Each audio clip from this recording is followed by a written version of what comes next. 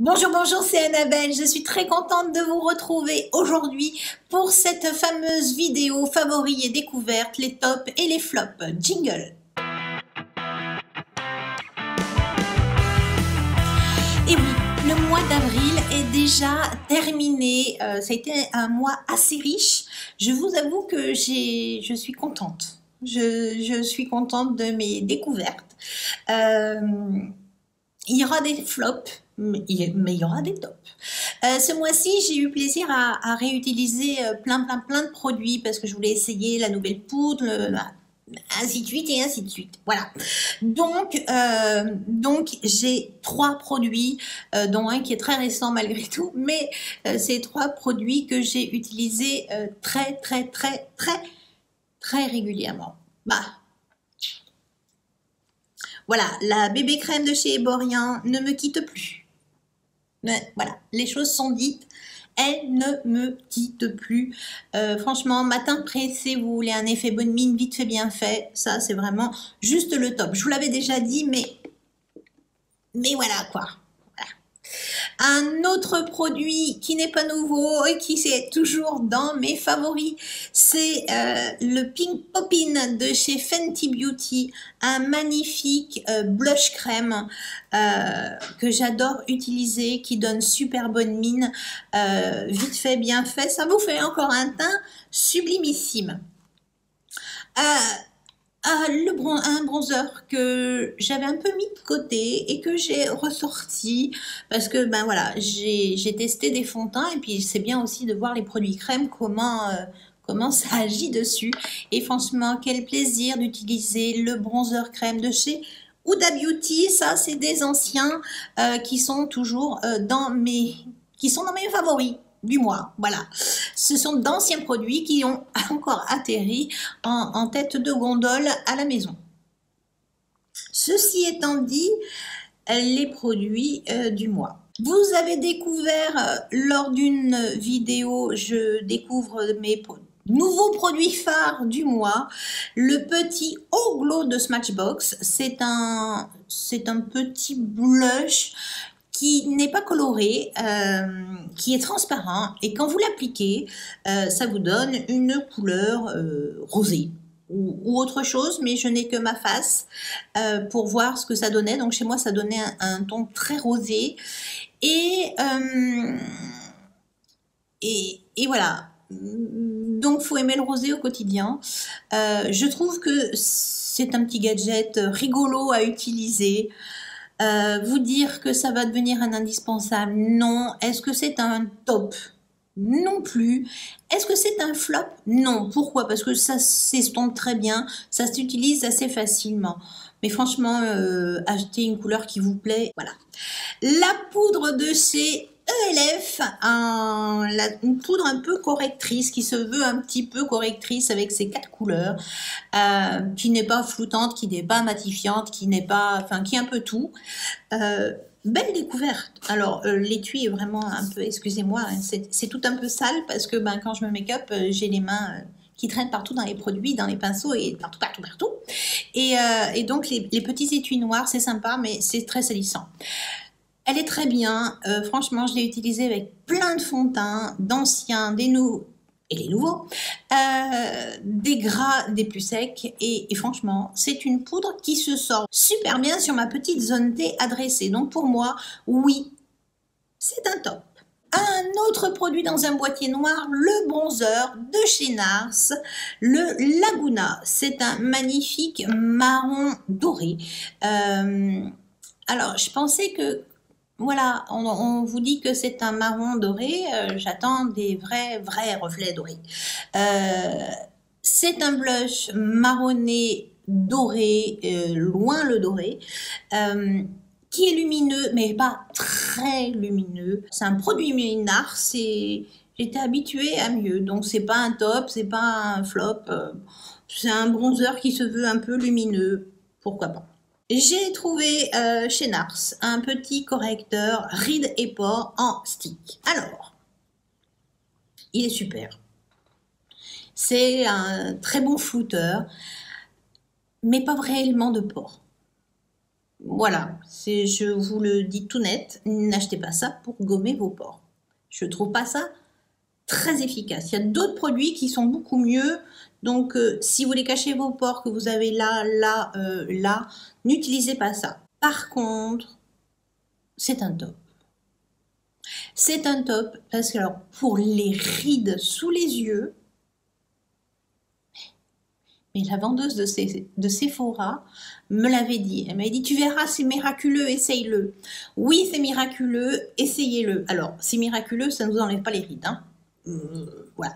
Mais les anti-cernes qui avaient tendance à filer dans les petites ridules très tôt dans la journée, ils filent toujours, mais ils filent beaucoup plus tard dans la journée. Voilà, vos rides sont là, elles sont un petit peu comblées, ça permet vraiment une meilleure tenue de votre anti-cerne et un plus joli rendu longtemps dans la journée. Donc pour moi, oui, c'est un top, c'est une révélation.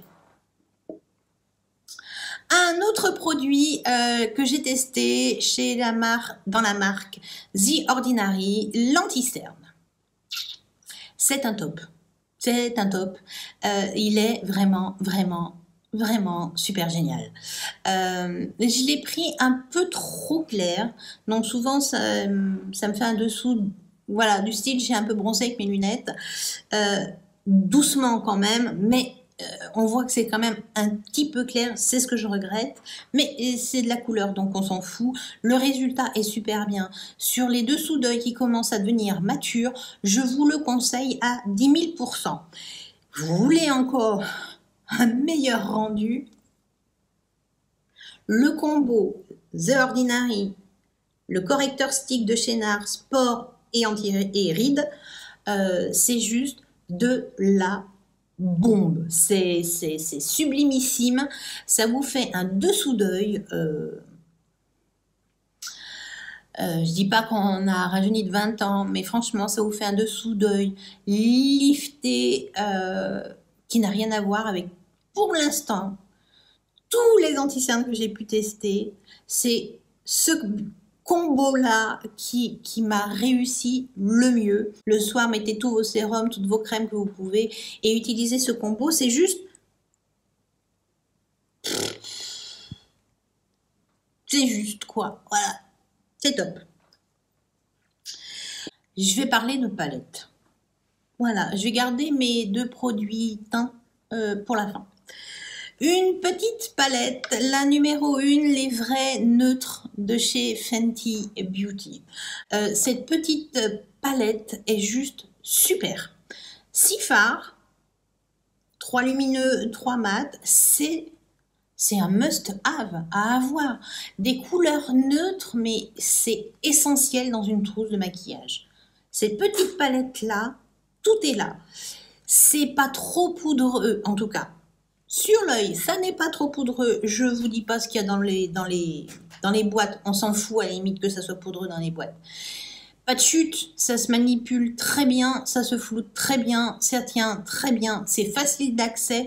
Franchement, une petite palette de neutres, génialissime. Allez-y.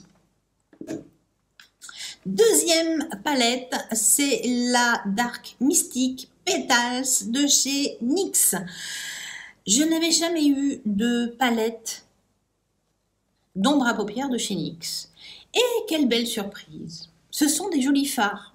Alors, parfois, j'étais un peu surprise par la couleur. La couleur que vous avez dans la boîte, c'est pas forcément la couleur que vous allez avoir sur votre paupière. Donc, je l'ai utilisé avec le pen pot dessous. C'est exactement pareil. Voilà. Ensuite, les fards mat sont sublimes. Ça s'étire, ça se floute. C'est parfait. Ça ne fait pas de chute. Sublime. Les couleurs lumineuses sont légèrement lumineuses. Trop légèrement à mon goût.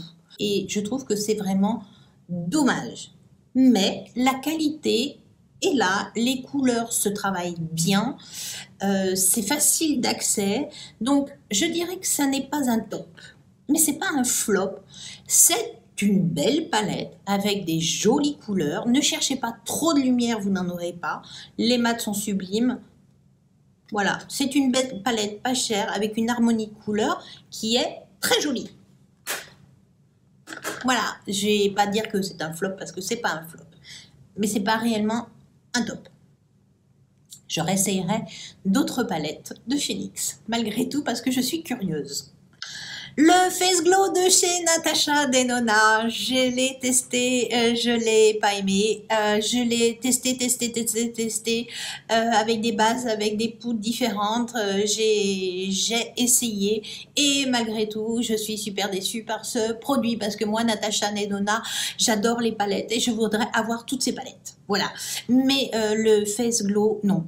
J'ai une peau mixte et le résultat a été catastrophique. Ça fait des mois que je n'avais pas eu un résultat aussi moche sur ma face. Voilà. Ma zone T était devenue mais luisante de chez luisante. Enfin, c'était une boule à facettes. Non, c'était pas possible. Rien que de faire ce style de geste-là pour un peu estomper le gras, il y avait presque l'empreinte du doigt qui marquait sur le visage. Non, la grosse déception, je suis vraiment très déçue et pour moi c'est vraiment pas un top et c'est carrément un flop. Voilà, c'est dit. Heureusement, j'ai eu encore une révélation ce mois-ci. Dans les produits teints, j'ai quand même été contente de découvrir le sérum, le fond de teint sérum de chez The Ordinary. C'est un petit prix, c'est tout petit, c'est un produit très liquide, de préférence à étaler à l'éponge. Je l'ai utilisé au pinceau, je l'ai utilisé, alors la main... oubliez, vous finissez à rayures. Voilà, à l'éponge ou au pinceau, une préférence à l'éponge, ça vous fait un teint juste sublime qui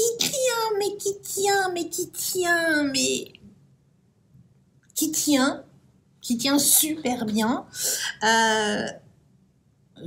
Voilà, vous avez la peau grasse, domptez votre zone T, mais sans d'effort particulier. Éclatez-vous avec vos fards sur ce fond de teint là.